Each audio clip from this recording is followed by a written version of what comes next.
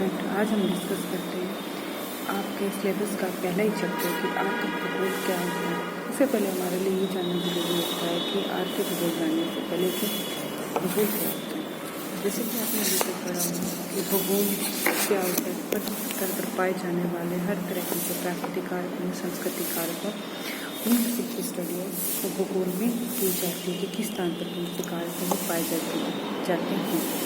अब उसके बाद आता है कि भूगोल में इसके दो ब्रांचेज होती है, एक प्राकृतिक भूगोल, एक मानव भूगोल। प्राकृतिक भूगोल में प्राकृतिक कारकों जैसे क्लाइमेट है, ज्योमेट्रोलॉजी, ओशनोग्राफी इन सब स्टडी की जाती है। जबकि मानव भूगोल में मानव की क्रियाओं का अध्ययन किया जाता है। मानव भूगोल के एक ब्रांच रूप में आते हैं आर्थिक भूगोल। आर्थिक भूगोल क्या होता है? आर्थिक भूगोल के अंदर मानव की आर्थिक क्रियाओं का अध्ययन किया जाता है, जैसे कि मानव कौन सा कारक काम करके अपनी आवश्यकता की पूर्ति करता है, वो कौन से एरिया में कौन सा काम करता है, कितना उसका उत्पादन करता है, कहाँ पर उसका वितरण करता है, कौन उसका उपयोग है वो किया जाता है। जैसे कि हम देखते हैं जनरली किसी भी स्थान पर या किसी भी एरिया में या पूरे वर्ल्ड में हर जगह एक जैसी नहीं, क्यों? उसके पीछे बहुत सारे प्राकृतिक कारक काम करते हैं। कहीं पर प्लेन एरिया है, कहीं पर पहाड़ी इलाका है, कहीं पर बाढ़ग्रस्त एरिया है। सब जैसे प्राकृतिक कारकों में डिफरेंस है, उसी तरह से मनुष्य की आर्थिक क्रियाओं में भी डिफरेंस पाया जाता है। एरिया टू एरिया बहुत ज़्यादा डिफरेंस पाया जाता है। एग्जाम्पल के तौर पर जैसे प्लेन एरिया में एग्रीकल्चर होती है, इंडस्ट्री होती है।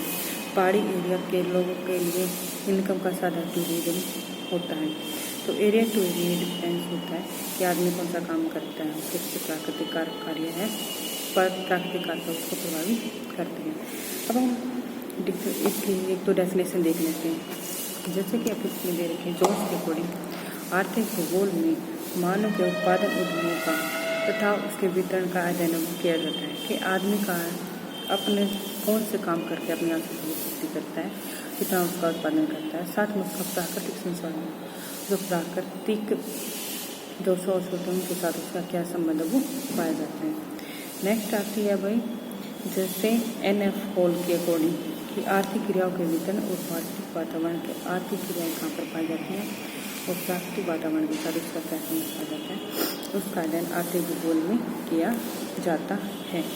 नेक्स्ट है भाई हंटिंगटन के अकॉर्डिंग कि उन सभी प्रकार के भौतिक संसाधनों, क्रियाओं तथा मानव शक्तियों का वर्णन आर्थिक भूगोल की सीमा के अंतर्गत आता है जो आजीविका प्रदान करने में सहायक है।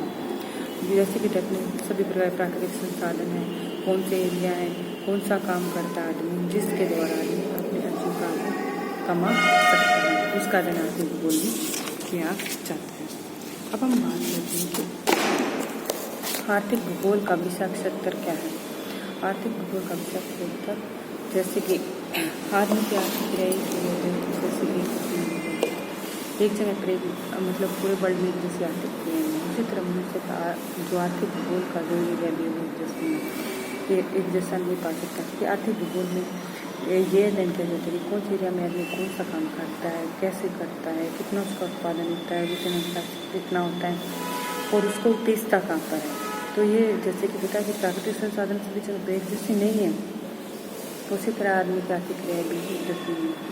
जैसे कि आप हमेशा से पढ़ते हैं कि पहले आदि मानव था, अपनी आवश्यकता पूर्ति के लिए भोजन को इकट्ठा करता था, वो कच्चा फल फ्रूट जो था वो खाता था। फिर टाइम आया कि उसे पकाना शुरू कर दिया, फिर एक टाइम आया उसने स्थानांतरित कृषि शुरू कर दी, फिर टाइम बदला उसने एग्रीकल्चर शुरू कर दी, फिर इंडस्ट्री हो गई, फिर आज तो वो पंचम क्रिया भी करता है, प्राथमिक हर तरह की क्रियाओं में आदमी संलिप्त अब है। तो उसी तरह से आर्थिक भूगोल का विषय क्षेत्र जहाँ पर पूरे वर्ल्ड में जिसकी तरह की आर्थिक क्रियाएं पाई जाती हैं, कहाँ पर पाई जाती हैं, कैसे पाई जाती हैं, कैसे आदमी काम करता है, उन सब कार्य आर्थिक भूगोल के अंदर में किया जाता है। ठीक है भाई, नेक्स्ट आता है कि आर्थिक भूगोल की शाखाएँ कौन कौन सी होती हैं। वैसे तो आर्थिक भूगोल की कई शाखाएँ होती हैं, जैसे संसाधन वगैरह, लेकिन मोटे तौर पर तीन शाखाएँ। एक होती है एग्रीकल्चर कृषि भूगोल, दूसरा है आर्थिक भूगोल, तीसरा है वाणिज्य भूगोल। एग्रीकल्चर भूगोल में कृषि से रिलेटेड हर तरह के एस्पेक्ट की स्टडी वो की जाती है। कहाँ पर कौन सा फसल का उत्पादन होता है, उसके पीछे कौन कौन से प्राकृतिक कारक होते हैं, कितना उत्पादन होता है, कहाँ कितना उसका वितरण है, किस किस एरिया में वो उत्पादन हुआ है, और उसके बाद किस एरिया में अगर वो एक्स्ट्रा उत्पादन हो जाता है या वो ज़्यादा उत्पादन करता है तो किस एरिया में को बेचा जाता है।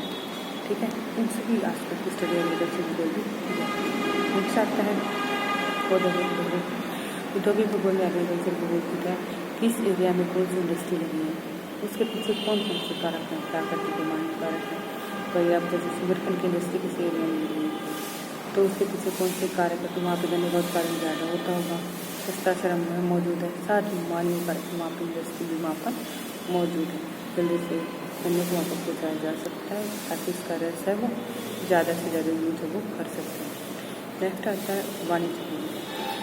अब एग्रीकल्चर प्रोडक्शन हो गया, चाहे इंडस्ट्री प्रोडक्शन हो गया, उनमें क्या होता है कि सभी जगह एक जैसा उत्पादन नहीं होता। कोई एरिया किसी चीज़ का ज़्यादा उत्पादन करता है, कोई कम करता है। एग्जाम्पल के तौर पर अब एग्रीकल्चर एरिया में क्या है, एग्रीकल्चर प्रोडक्शन ज़्यादा होगा, इंडस्ट्री एरिया में इंडस्ट्री ज़्यादा होगा। तो एग्रीकल्चर एरिया में एग्रीकल्चर की पूर्ति, हर तरह के खाद्य पदार्थों की पूर्ति आसानी से हो जाएगी। इंडस्ट्री एरिया में इंडस्ट्री की पूर्ति, लेकिन ये दोनों एक दूसरे के पूरक होंगे। इसमें क्या किया जाएगा, जो एग्रीकल्चर से रिलेटेड जो खाद्य पदार्थ है, दूसरे जो पदार्थ हैं, उनकी पूर्ति, उनकी आवश्यकता वो इंडस्ट्री एरिया को होगी, और जैसे इंडस्ट्री से रिलेटेड जो भी उत्पादन होता है उसकी आवश्यकता एग्रीकल्चर में ज़्यादा उत्पादन करने वाले को जाए, तो ये एक दूसरे के पूरक के रूप में काम करेंगे। उसी तरह से हम देखते हैं कि कोई भी एरिया हो, हम किसी भी डिस्ट्रिक्ट का एक ले लेते हैं या किसी स्टेट का ले लेते हैं, वो किसी एक चीज़ का उत्पादन ज़्यादा करता है, हो सकता है उस एरिया में एग्रीकल्चर का प्रोडक्शन ज़्यादा हो सकता है उस एरिया में इंडस्ट्री का उत्पादन ज़्यादा हो, तो क्या होगा, वो दूसरी तरह की आवश्यकता के पूर्ति उस एरिया से करेगा। कोई भी एक एरिया अपने आप में आत्मनिर्भर है, उसे अपनी आवश्यकता की पूर्ति करने दूसरे एरिया को निर्भर होते हैं। जहाँ पर उसका उत्पादन ज़्यादा हुआ वो उस चीज़ को वहाँ पर बेच देगा या उसका विनिमय कर देगा, और दूसरे एरिया से जहाँ किस चीज़ की उसकी आवश्यकता होगी उस एरिया से वो उस चीज़ को खरीद लें। इस तरह से जो वाणिज्य भूगोल में चीज़ कौन से एरिया में प्रोडक्शन ज़्यादा हुआ, वो कितना हुआ, कहाँ पर उसको बेचा गया है, कहाँ पर उसको खरीदा गया है, सब का अध्ययन इसमें किया जाता है। नेक्स्ट आता है जो आर्थिक भूगोल का अध्ययन करने की कौन होती है। आर्थिक भूगोल का अध्ययन करने की मोटे तौर पर दो विधियाँ होती हैं, एक क्रमबद्ध विधि है, एक पारदर्शिक विधि है, थर्ड आती है सिद्धांतिक विधि। क्रमबद्ध विधि में हम क्या होता है, क्रमबद्ध तरीके से आर्थिक क्रियाओं का अध्ययन किया जाता है। जैसे एग्जाम्पल के तौर पर अब गेहूँ की फसल का, हम एग्रीकल्चर का एग्जाम्पल ले लेते हैं कि अब गेहूँ की फसल है, किस तरह की फसल है, कौन से टाइम पे बोई जाते हैं, उसके पीछे कौन से प्राकृतिक काम करते हैं, इसके लिए जो टेम्परेचर की आवश्यकता होगी, इतनी रेनफॉल होनी चाहिए, इतनी आर्द्रता होनी चाहिए, इस तरह की मिट्टी होनी चाहिए। ठीक है, इस तरह से हम स्टेप बाय स्टेप करके हर एक कार्य को पढ़ते हुए आगे बढ़ेंगे। उसके बाद आता है कि इसमें इतना उत्पादन होगा, इतना उत्पादन होने के बाद कौन से एरिया में इतना उत्पादन हो गया, और फिर जिस एरिया में उत्पादन ज़्यादा हुआ तो किस एरिया में उसका विनिमय वो किया गया। तो इस प्रकार हम क्रमबद्ध तरीके से ये स्टडी करेंगे कि एग्रीकल्चर में इस चीज़ का प्रोडक्शन होता है। उसी तरह इंडस्ट्री में हम ये देखेंगे कि फसलों इस्पात इंडस्ट्री को कहाँ पर लगाएंगे, क्योंकि उसके पीछे कोई कार्य काम करते हैं, हो सकता है वहाँ पर कच्चा माल कहते हैं वो ज़्यादा हो, सस्ते मजदूर होंगे या खनिज संसाधन है वो ज़्यादा होगा, इसलिए वहाँ पर लोहा इस्पात की इंडस्ट्री वहाँ पर लगाई गई है। साथ में वहाँ पर फैक्ट्री थी या इंडस्ट्री थी, इसलिए उसको विनिर्मित सामान में उसको बदल दिया गया है।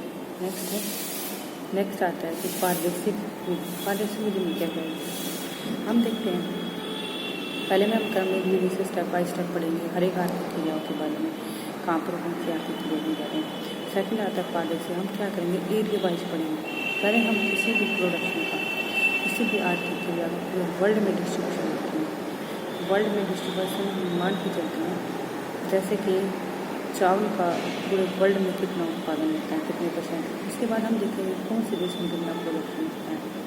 फिर हम देखेंगे कि कोई भी देश में, अब मान के चलते हैं, हमने पहले वर्ल्ड में देखा, फिर हमने वो कंट्री वाइज देखा, फिर हमने देखा इंडिया में कितना प्रोडक्शन है। इंडिया में हमने देखा भी स्टेट में किस गेहूँ वो चावल का प्रोडक्शन कितना है, फिर स्टेट में भी हमने देखा डिस्ट्रिक्ट में कितना, कौन सी डिस्ट्रिक्ट है जहाँ पर वो प्रोडक्शन बहुत ज़्यादा हो रहा है। इस प्रकार हम एरिया वाइज है आर्थिक क्रियाओं का अध्ययन करते चलेंगे। पहले हम स्टेप वाइज पूरी आर्थिक क्रिया को पढ़ेंगे, फिर हम उसको एरिया वाइज देखेंगे। क्रमबद्ध विधि में हम एक एक स्टेप करके उसके पीछे कौन से कारक हैं, क्या काम करते हैं, कितना उत्पादन होता है, कितना विधि में वो किया जाता है। उसके बाद पारदर्शिक भूगोल पारदर्शिक विधि में हम एरिया वाइज देखेंगे, वर्ल्ड में उसका उत्पादन कितना होता है, कैसे होता है। फिर उसके बाद किसी देश में उसका उत्पादन क्यों होता है, कितना होता है, किसी स्टेट में उतना उत्पादन कितना होता है। उसके बाद कौन सी डिस्ट्रिक्ट में वो उत्पादन को ज़्यादा है। नेक्स्ट आता है सैद्धांतिक विधि। सैद्धांतिक विधि में क्या किया जाए, जैसे आपने अपनी सेटिंग डायग्नोस्टिक थ्योरी है, या प्लेट टेक्टोनिक थ्योरी है, या फिर इलास्टिक इवांग थ्योरी है, आइसोस्टेटिक की थ्योरी। इसमें क्या होता है, पहले से कोई थ्योरी बना ली जाती है, उसको स्टडी की जाती है। आर्थिक भूगोल में ज़्यादा कारगर नहीं, क्योंकि इसमें कोई सिद्धांत काम नहीं चल सकती। मानव क्रिया है, इसमें एरिया डिफरेंट होता रहता है। किसी पार्टी का हो सकता है। अब गेहूँ का प्रोडक्शन की अगर हम बात करें एग्जाम्पल ये देखते हैं, जिस एरिया में गेहूँ का प्रोडक्शन हर साल ज़्यादा होता है, लेकिन अब की बार बाढ़ ज़्यादा आ गई, तो क्या होगा, गेहूँ की फसल वो खराब हो सकती है। तो हम किसी थ्योरी मानव कारक पर थ्योरी अप्लाई नहीं कर सकते हैं कि वहाँ पर अब गेहूँ का उत्पादन हो ज़्यादा हो, बाढ़ आ गई तो फसल खराब हो जाती है, तो वहाँ उत्पादन कम हो जाता है। ठीक है, अब हम बात करते हैं कि आर्थिक भूगोल का जो विषय वो कैसा रहा होगा, आर्थिक भूगोल का कैसा सब्जेक्ट मैटर होगा। जैसे कि हमने अब तक पढ़ा है कि मानव की आर्थिक क्रियाएं हमेशा बदलती रहती है। पुराने टाइम में आदि मानव था तो खाना कच्चा पक्का खा के तो अपना काम कर लेते थे। तो टाइम बदला, एग्रीकल्चर आ गई, फिर इंडस्ट्री आ गई, एक आज का टाइम है। तो क्या है, मनुष्य की आर्थिक क्रिया बदलती जाती है। उसी तरह से आर्थिक भूगोल का विषय क्षेत्र भी बदलता जाता है।